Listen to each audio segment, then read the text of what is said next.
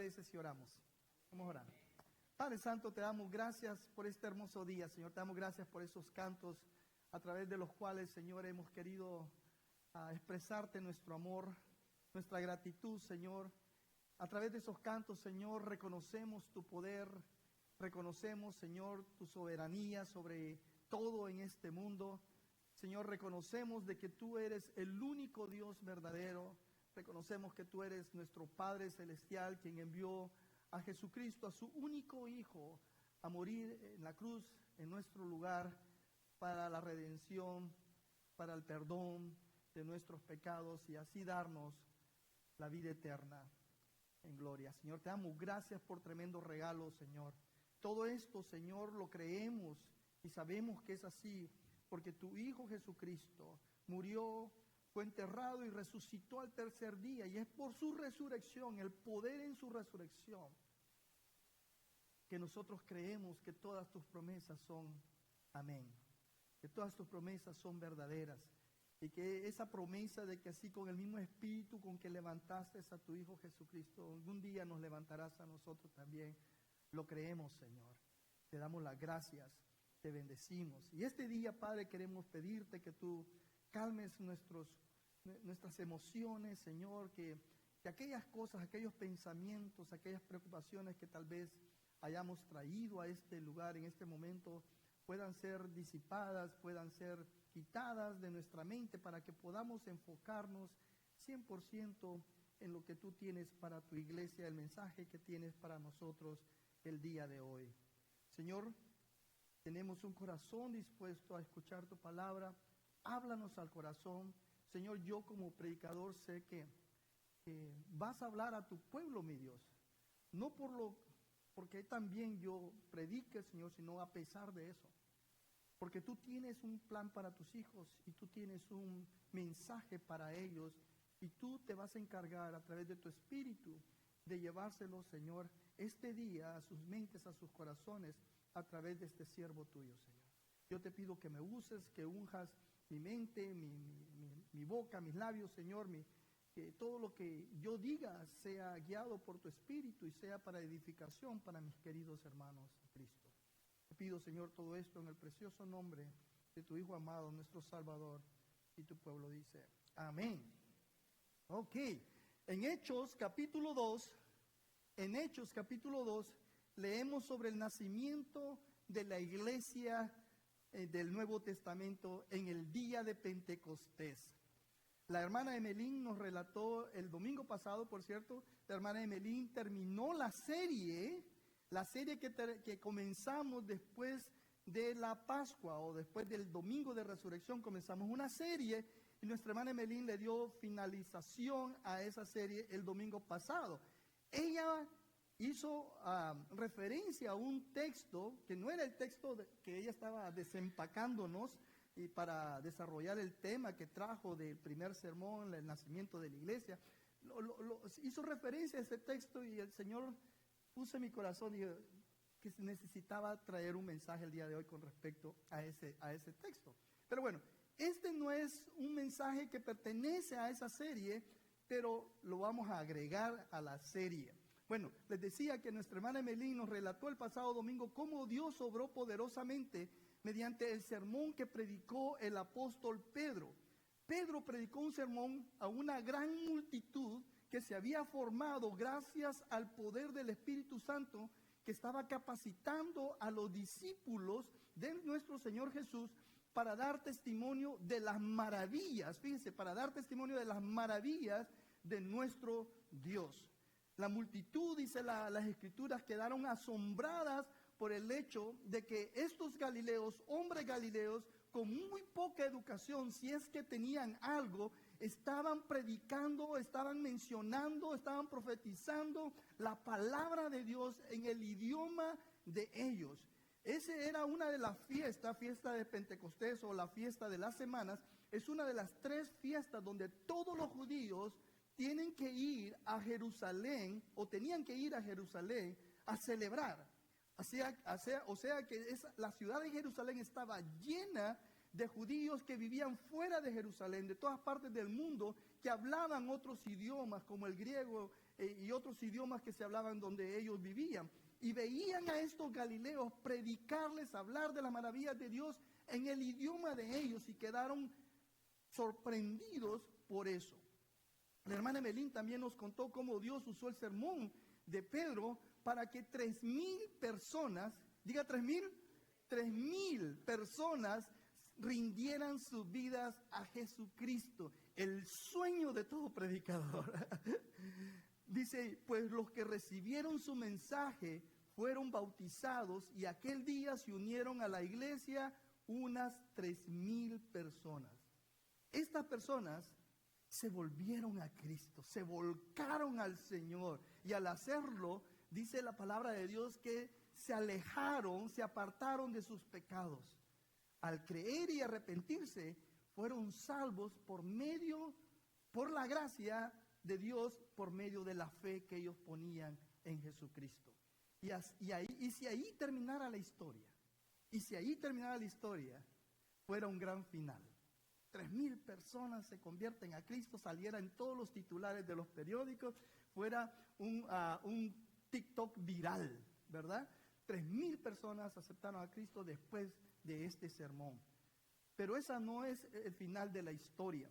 Nuestro texto nos cuenta lo que sucedió después de que Pedro predicara. Les invito a que leamos el texto que ustedes tienen ahí en su boletín, Hechos capítulo 2, versículos 42 al 47. Si lo tiene ahí listo, dígame amén. Dígame que está despierto, dígame amén. Gloria a Dios. El 42 dice ahí, se mantenían firmes. ¿Cómo se mantenían? Firmes en la enseñanza de los apóstoles, en la comunión, en el partimiento del pan y en la oración. Todos estaban, diga todos. Todos estaban asombrados por los muchos prodigios y señales que realizaban los apóstoles. Todos los creyentes, diga todos otra vez, todos los creyentes estaban juntos y tenían todo en común. Vendían sus propiedades y posesiones y compartían sus bienes entre sí según la necesidad de cada uno. No dejaban de reunirse en el templo ni un solo día. De casa en casa partían el pan y compartían la comida con alegría y generosidad, alabando a Dios y disfrutando de la estimación general del pueblo. Y cada día el Señor añadía al grupo los que iban siendo salvos. Quiero que note, la afirmación clave de nuestro pasaje, del que acabamos de leer, se encuentra en el versículo 44, donde dice que todos los creyentes estaban juntos y tenían todo en común. Este es el corazón de ese texto. La característica sobresaliente del nuevo pueblo de Dios, de esta familia espiritual que se estaba recién formando, era que entendían, escuche bien, que ser salvo significa ser parte de una comunidad espiritual. Ser salvo significa ser parte de una comunidad espiritual, que la vida cristiana no es una vida solitaria, sino una que se vive en comunidad. No existe, y quiero ser claro con esto, no existe el cristianismo privado. No existe, no hay tal cosa.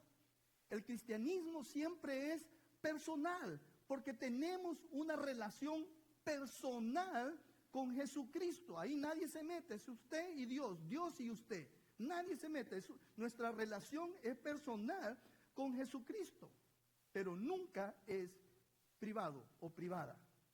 La verdadera fe en Jesucristo debe de profesarse públicamente y expresarse en medio de la comunidad, en comunidad. Aunque nunca perdemos nuestra identidad personal como cristianos, somos llamados, escuche bien, a vivir en comunidad con otros cristianos. ¿Sí? A vivir en comunidad con otros cristianos. Hoy quiero que observemos la vida de estos cristianos, de estos nuevos creyentes en Cristo, la iglesia primitiva como le conocemos, para aprender cómo ellos vivían en comunidad. ¿cómo nosotros podemos vivir en comunidad?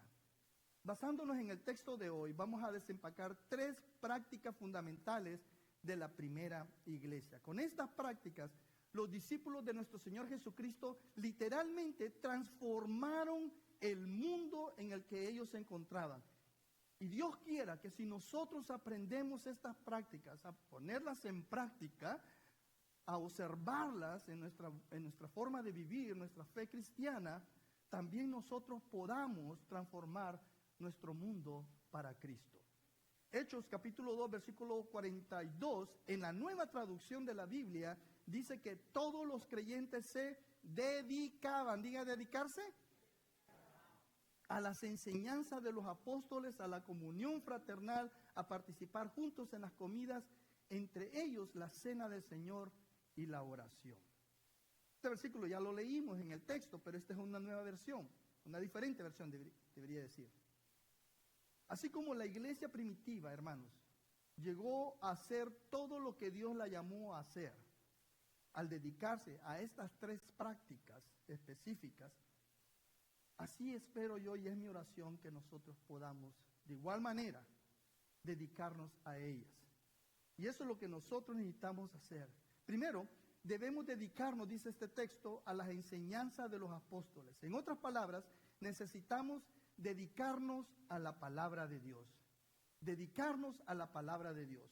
Debemos dedicarnos a aprender, pero no solo a eso, sino que a aplicar los principios que se encuentran en la Biblia. Necesitamos comprometernos a vivir en obediencia a la palabra de Dios. Recuerde, cuando leemos la Biblia, cuando escuchamos la Biblia, cuando estudiamos la Biblia, no es con el propósito de conocimiento solamente, sino que es con el propósito de conocer cuál es el mensaje de Dios para rápidamente aplicarlo a nuestra vida. En otras palabras, obedecer la palabra de Dios. Eso es lo que hicieron los miembros de la primera iglesia. A eso se dedicaban ellos. Hechos capítulo 2, versículo 43 dice que todos estaban asombrados por los muchos prodigios, señales que realizaban los apóstoles. Todos estaban asombrados. Esto no está hablando de todos los apóstoles, está hablando de la gente alrededor de los apóstoles. Quizás ellos también estaban asombrados de lo que estaba sucediendo a través de ellos. Lo que Dios estaba haciendo con su poder a través de ellos. También ellos, es muy posible que estuvieron asombrados, pero la gente a su alrededor estaba asombrada. Los apóstoles enseñaban y realizaban milagros, dice allí, con el poder del Espíritu Santo. ¿Cómo anhelo yo ver eso en la iglesia de Cristo? Pero ¿para qué ellos hacían milagros? ¿Por qué ellos realizaban estos prodigios? ¿Por qué ellos realizaban estas señales al predicar? Era para respaldar su enseñanza. Esa era la razón principal para que los discípulos hicieran señales y prodigios en el tiempo de la predicación. En 2 de Corintios, capítulo 12, versículo 12, el apóstol Pablo escribe a un grupo de personas que dudaban de la autoridad de su mensaje, del mensaje que Pablo traía a ellos. Dudaban de su mensaje y él les dice que las marcas distintivas de un apóstol, lo que era él, tales como señales, prodigios y milagros, dice, se dieron constantemente entre ustedes. O sea, los discípulos cada vez que iban a donde ellos iban a predicar, hacían señales.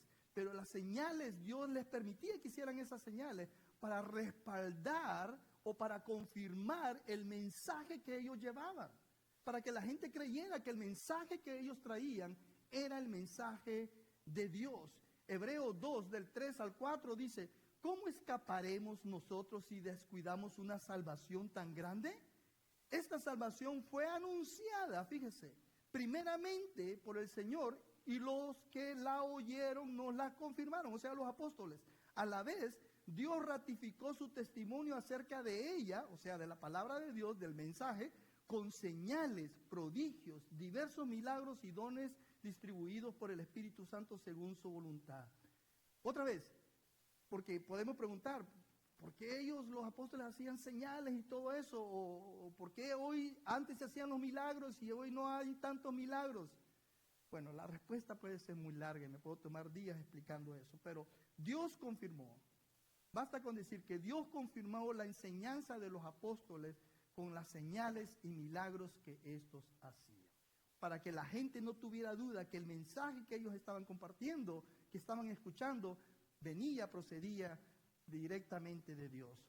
Los milagros demostraron que su mensaje, el mensaje de los apóstoles, provenía de Dios. Y en el versículo 43 dice que todos quedaron llenos de asombro. Todos quedaron llenos de asombro. Literalmente estaban llenos de temor, quiere decir, de respeto por la palabra de Dios. Hoy en día, hermanos, en la iglesia necesitamos un mayor respeto por la palabra de Dios. No menor que el que tenían los cristianos de la iglesia primitiva. En su corazón responde esta pregunta: ¿qué nivel de respeto tiene usted por las Escrituras?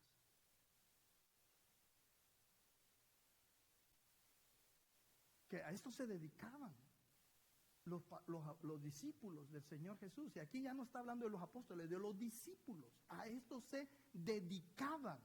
Cuando a alguien me pregunta a mí, ¿a qué te dedicas tú? Yo le digo, soy pastor, o sea, preparo clases, preparo mensajes, voy a visitar a los hermanos cuando es necesario. O sea, a eso me dedico yo. Ese es mi trabajo, esa es mi función, ese es mi día a día.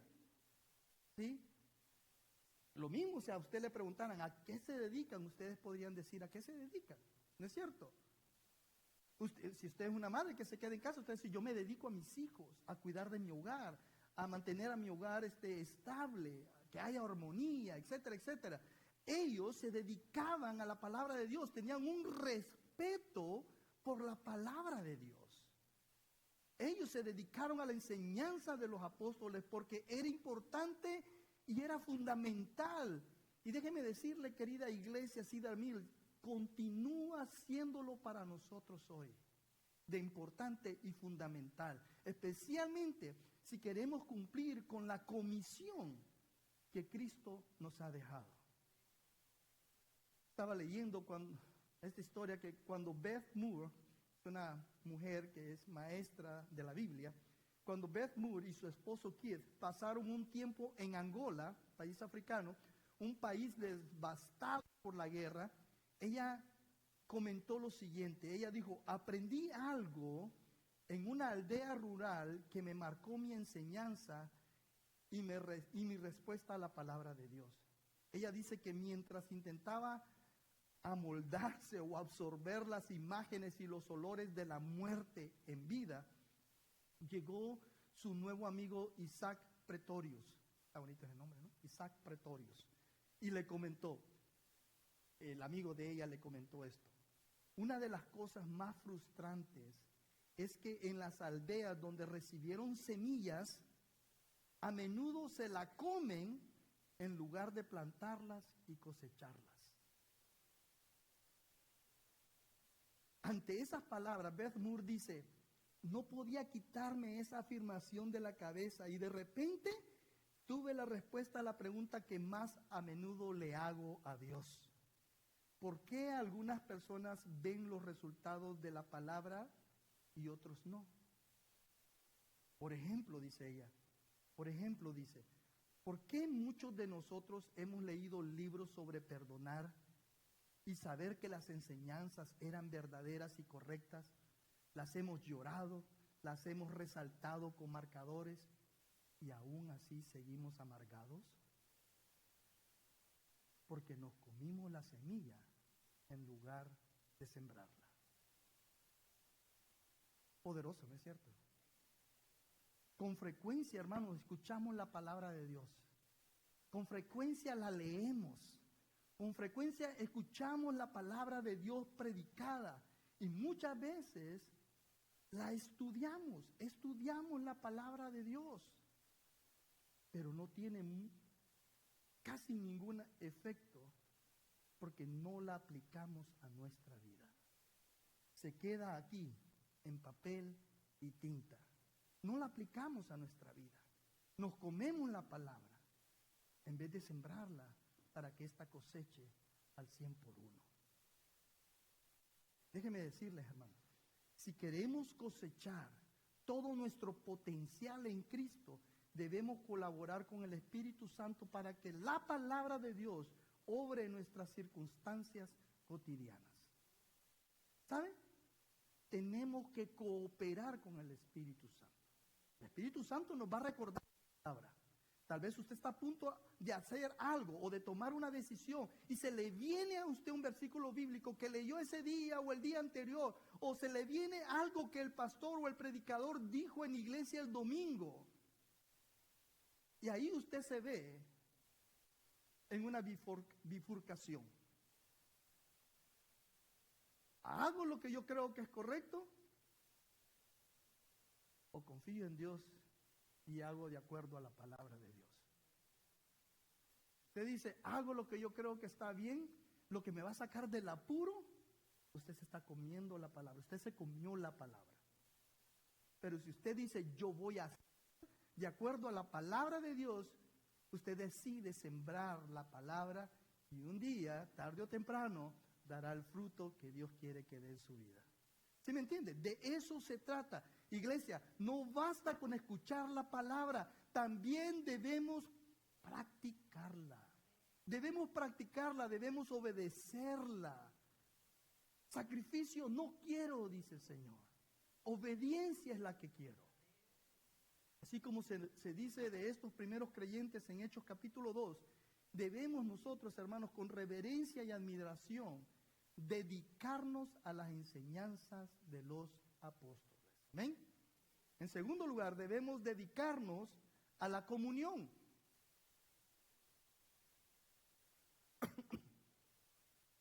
¿Qué quiere decir esto? La palabra comunión, fui al diccionario, significa literalmente compartir cosas en común. Compartir cosas en común. Cuando hablamos religiosamente o en las iglesias, comunión pueden ser los sagrados elementos de la Santa Cena, cuando llamamos a la gente a la comunión. Pero en este caso estamos hablando de esto, de compartir cosas que tenemos en común.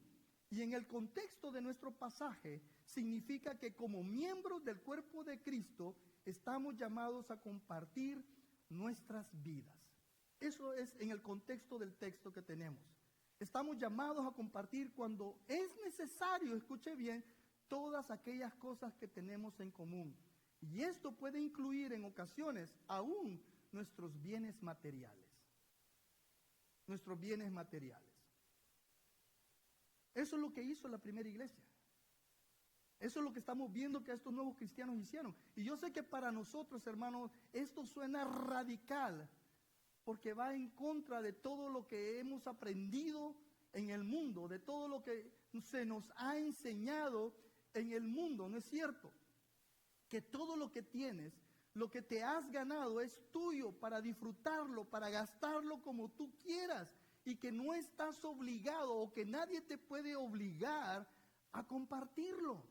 Es tuyo, tú lo sudaste, ¿verdad? Yo me acuerdo, cuando crecía, escuchaba esto dentro de los miembros de mi familia, cuando se pedían cosas, ¿no? Entonces, a mí nadie me regala nada, decía. ¿Por qué tengo yo que regalar?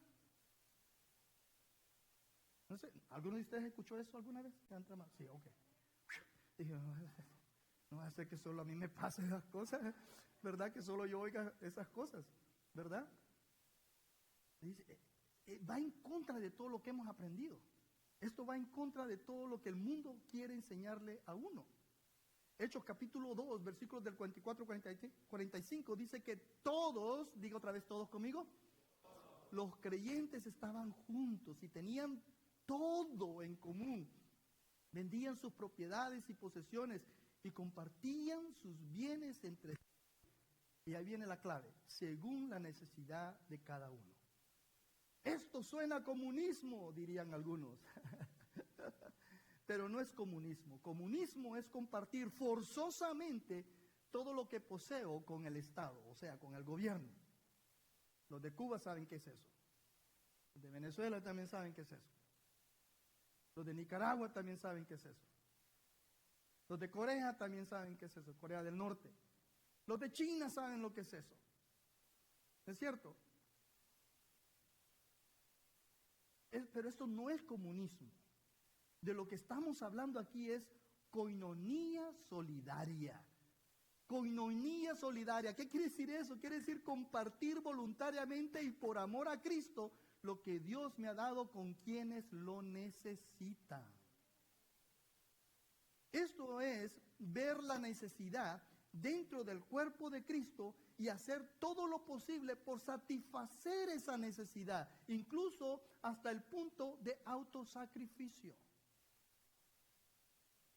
¿Sí? Aún tú das cuando se te es difícil dar. No me acuerdo exactamente, no lo escribí, no sé por qué no se me vino cuando estaba escribiendo el mensaje. Lo que decía la Madre Teresa de Calcuta. Y así das de lo que tienes, no has dado. Pero si das de aquello que no tienes, dice, entonces sí has dado. Y de eso es lo que estamos hablando. Y ese es el ejemplo que la Escritura nos está mostrando en estas líneas. Hasta al punto de autosacrificio. Así operaba la iglesia, la primera iglesia, y nosotros necesitamos aprender de ellos. Necesitamos aprender de ellos y hacer lo mismo si queremos ser todo lo que Dios nos ha llamado a hacer como iglesia Sidermian. Más que eso, debemos compartir también una misma mentalidad, debemos compartir un mismo compromiso con un solo propósito. Estar comprometidos a un solo propósito. Hechos 2:46, la primera parte de ese versículo, dice que no dejaban de reunirse unánimes en el templo ni un solo día. Dice ahí que literalmente que asistían constantemente al templo con un mismo propósito. Se congregaban. ¿Se congregaban? Está claro que sí, se congregaban. Eso está fuera de la pregunta.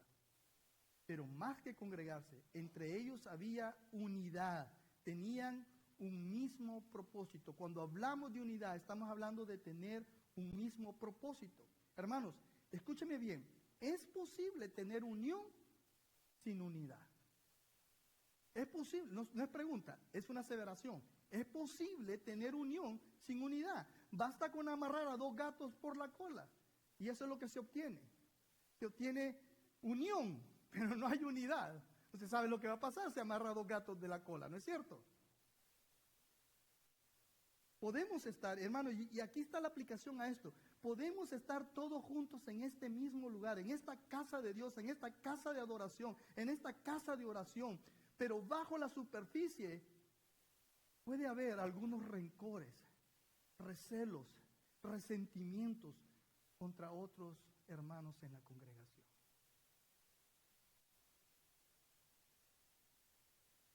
Pero eso no es lo que vemos aquí en la primera iglesia.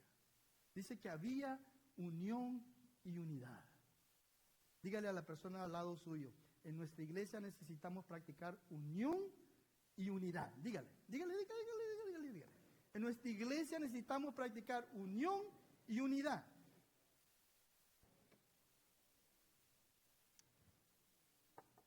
Cuando están con sus esposos es bien fácil, va. Dígale al que está atrás, dígale al que está al lado, ¿no? Ya los que me conocen ya saben cómo soy. ¿Ah? Escúcheme bien. Hermanos, eso no quiere decir que nunca va a haber conflicto. Ciertamente los hubo en este grupo de primeros cristianos, como se evidencia en los capítulos más adelante en este libro. Pero estos cristianos resolvieron sus conflictos. Resolvieron sus conflictos. No se marcharon, no se dieron la vuelta sin resolver los conflictos. No los ignoraron como hacen muchos cristianos hoy en las iglesias. Estos hermanos en Cristo resolvieron sus diferencias. Y déjenme decirles, mantuvieron el compromiso el uno con el otro delante del Señor Jesús. Mi compromiso con ustedes, hermanos, va más allá de un trabajo, de un empleo que tengo. Mi compromiso con ustedes es delante del Señor. Cómo yo les sirvo a ustedes, un día tendré que darle cuentas al Señor.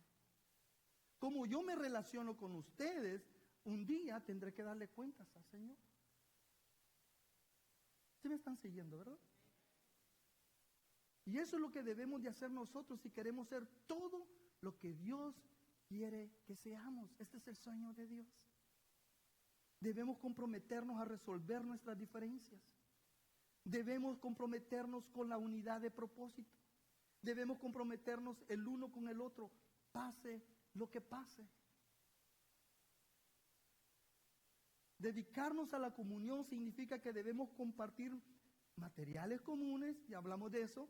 Debemos compartir una misma mentalidad, pero también hay una cosa más que necesitamos compartir.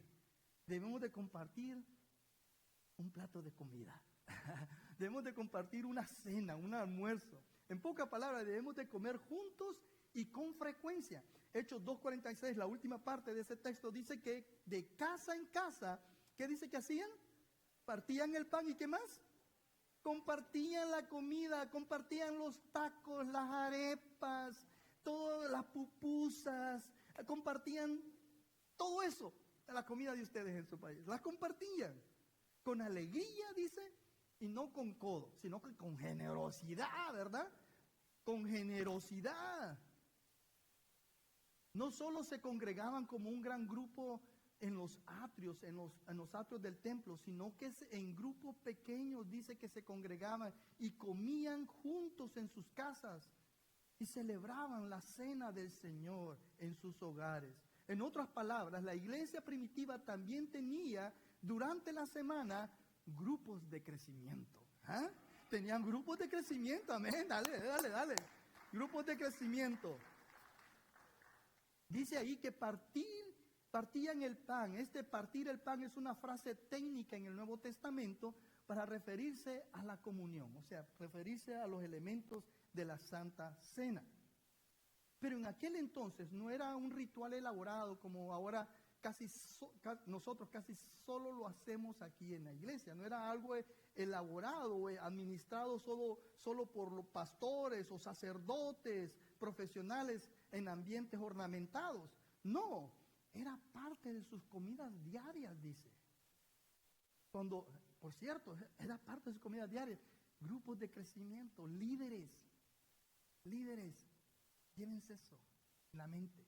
Quizás sería hermoso a mediados de estudios, ¿verdad? Celebrar la cena con sus hermanos en Cristo.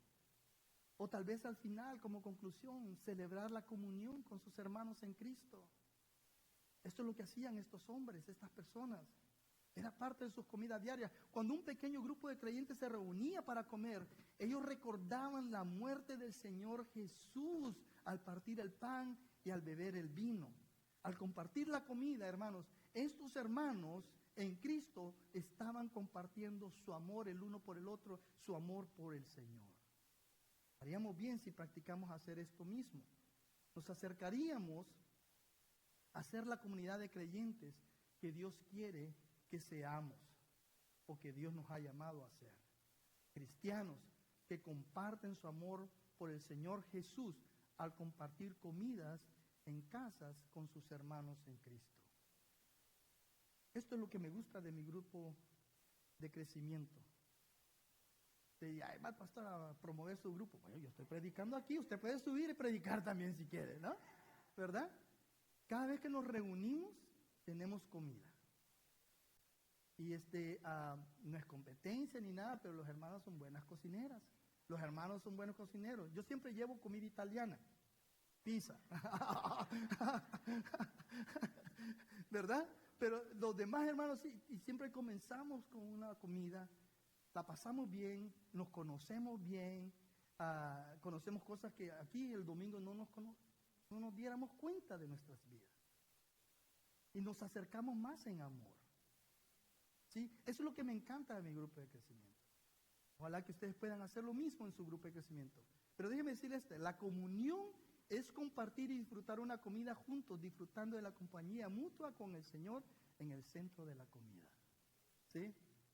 Es asombroso lo que sucede cuando el pueblo de Dios se reúne para comer juntos. Es algo sagrado que nos une a nosotros los cristianos de una manera especial. Cuando compartimos una comida en común, es fácil que usted se abra y comparta su testimonio. Es fácil que usted diga, hermanos, cierto, está pasando esto en mi vida, podrían orar por mí. Es cierto, nuestra vida la compartimos y tenemos las cosas en común. Hermanos, estamos hablando de compartir nuestras vidas en relaciones genuinas, honestas y sin máscaras. Para mí esa es la imagen de una iglesia sana y próspera. Para mí esa es la imagen de una iglesia que Dios tiene en su mente y en su corazón. Una iglesia sana y próspera. Ver a los hijos de Dios compartiendo la vida y la muerte, la alegría y la tristeza, la abundancia y la necesidad, al compartir sus vidas juntos en comunión. De esa manera, no solo sobreviven los cristianos, sino que prosperan incluso en situaciones hostiles. Así que comencemos, hermanos, a compartir una comida juntos y veamos a dónde nos lleva el Señor. Puede comenzar conmigo hoy, por favor. Si queremos ser todo lo que Dios quiere que seamos, debemos dedicarnos a la palabra de Dios y debemos dedicarnos a la comunión. Y en tercer lugar, debemos dedicarnos a la adoración. A la adoración. Como pueblo de Dios debemos dedicarnos a la alabanza a Dios. Las reuniones, fíjense, de la primera iglesia eran una gozosa celebración ante el Señor. Nosotros debemos de tener ese mismo compromiso con la oración. ¿No creen, hermanos? Me da gusto, hermanos, que ahora yo escucho que nuestra congregación, ustedes, o sea, los que estamos ahí, cuando los hermanos del grupo de alabanza están aquí, estamos cantando más, estamos adorando más. Me acuerdo cuando nuestro pobre hermano Encio a veces quería decir, y ahora les toca a ustedes, y se alejaba del micrófono. No se oía nada, grillos se oían, ¿verdad? Pobrecito, tenía que agarrar el micrófono otra vez, ¿verdad? Pero ahora no, ahora cantan, algunos aúllan, pero cantan, ¿verdad? Hacen el intento. ¿No sé? Sí, en el versículo 42 dice que se dedicaron a la oración. Es interesante porque este versículo no dice directamente que se dedicaban a la adoración. Pero la adoración y la oración van de la mano. Son inseparables. La oración, escucha bien, la oración es parte indispensable de la adoración a Dios. Eso quiere decir que una oración carente de oración está incompleta. El versículo 47 nos dice en qué se centraban sus reuniones de oración. Dice que alababan a Dios. Versículo 47 dice que alababan a Dios. Hermano, eso de alabar a Dios quiere decir literalmente que daban gritos de júbilo. Entre más yo estudio este tema de la alabanza y la adoración, más extraño me van a ver, pastores, a ver qué le ha picado hoy. Yo digo, si la iglesia lo hacía, ¿por qué yo no? ¿Por qué tengo que contener aquello que Dios me está diciendo que exprese solo porque ustedes tal vez van a decir algo malo de mí? ¿Desde cuándo le doy cuentas a ustedes de cómo yo adoro a Dios? O sea, vienen esas cosas a mi mente y digo yo, wow, tengo que hacer lo que el Espíritu me dice que haga. ¿Sí? Dice que se dedicaban a alabar a Dios, dice, alababan a Dios, literalmente daban gritos de júbilo. Sus reuniones, en otras palabras, no eran reuniones monótonas ni aburridas. Hay personas monótonas y aburridas en la congregación, pero el servicio no era así. Eran celebraciones gozosas del Señor vivo. Estamos adorándole a un Dios vivo, pero aquí no tenemos crucifijos donde está Cristo crucificado, porque le adoramos a un Dios vivo. Se dedicaban, dice, a una adoración alegre y festiva. Me encanta. Yo creo que haríamos bien si imitáramos eso para llegar a ser todo lo que Dios quiere que seamos como iglesia. Yo sueño con que lleguemos a ser una iglesia con reuniones gozosas, alegres, cuando nos reunimos para adorar a nuestro Señor Jesucristo. Leí esta semana acerca de Angie, una niña de 6 años con su hermano Joel de 4 años. Estaban sentados dentro de la iglesia Y Joel reía, cantaba en voz alta, aplaudía. Finalmente su hermana mayor se hartó y le dijo, no se debe de hablar en voz alta en iglesia. El niño de 4 años le dice, ¿por qué? ¿Quién dice que no?, preguntó Joel. Angie señaló hacia la parte trasera de la iglesia y dijo, ¿ves aquellas personas que están en aquellas sillas allá atrás? Se llaman mujeres. Ellos son los que te van a sacar para que te calles de aquí. Ellos son los que te van a callar, le dice la niña. Ese es el trabajo de los mujeres, por cierto, ¿eh?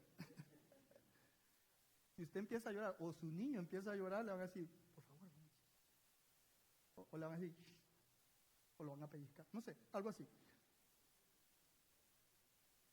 Les pregunto, ¿de eso se trata la adoración? ¿Estar quietos y en silencio durante 1 hora y media? Eso no era el caso del Nuevo Testamento. Ahora bien, sin duda hay lugares, y quiero que me escuche bien porque todo tiene un balance. Sin duda debe de haber cierto orden. Debe de haber orden en la casa de Dios. Todo lo que hacemos aquí se planea, ¿no es cierto eso? Se planea todas las semanas y se le manda a la gente que va a estar involucrada cómo va a funcionar todo esto. Tenemos una hermana que su ministerio es coordinar todos los ministerios. Y estar, siempre listos, anticipando necesidades, sirviéndole a ustedes que vienen aquí. Todo se pensó, todo se planea. Dios es un Dios de orden, tiene que haber cierto orden, pero nunca hasta el punto de quedar en silencio sepulcral. ¿Verdad? Alguno de ustedes, por favor, levanten la mano si algún día ha ido a un concierto. Levanten la mano, no importa qué concierto, levanten. Okay. ¿Alguna vez ha escuchado música en su casa que la música lo hizo moverse? A ver, levanten la mano, levanten la mano. No me diga que decir. ¡No creo! ¡Todos!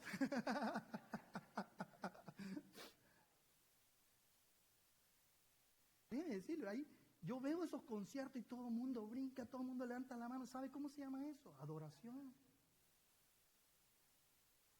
Déjeme decirle, la verdadera adoración a veces es ruidosa, con gritos de alegría y expresiones de júbilo al celebrar lo que Dios ha hecho por nosotros.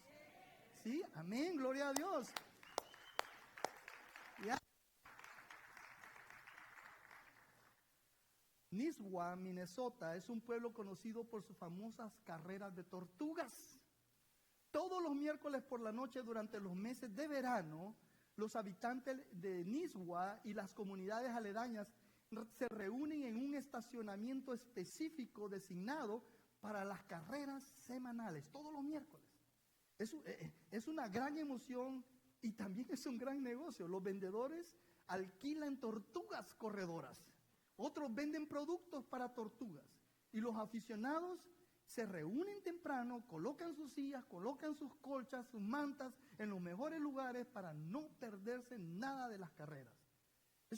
En una competencia reciente, 435 tortugas compitieron en eliminatorias de 15 en un circuito de casi 2 metros. Imagínese usted.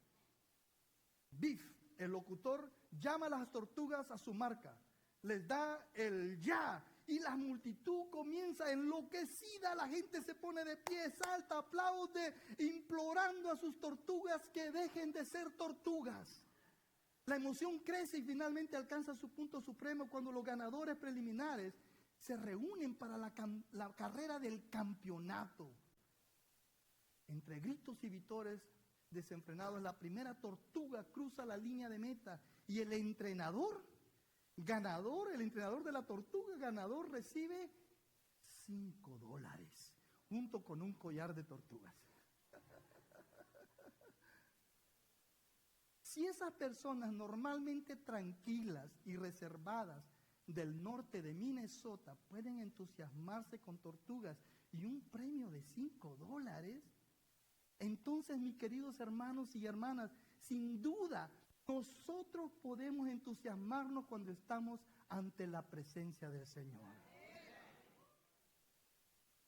Les aseguro que si pudiéramos capturar ese tipo de entusiasmo de esta gente de Nisswa, Minnesota, ese entusiasmo por las carreras de tortugas. En nuestras reuniones, no podríamos mantener alejada a la gente que viene. No podríamos mantenerlas alejadas. Ya estuviéramos buscando otro lugar donde reunirnos porque ya no cabemos. Vean lo que sucedió a la primera iglesia en el versículo 47. Dice que cada día el Señor añadía a la iglesia los que iban siendo salvos. Amada iglesia, sí, Damiel en español. Escuche bien esto. Cuando nos dedicamos a vivir la verdad de la palabra de Dios y a compartir nuestras vidas en genuina comunión y nos dedicamos a la adoración gozosa, entonces tendremos una evangelización eficaz donde con mucha más facilidad las personas responderán al evangelio y encontrarán una nueva vida en Cristo Señor. Amén.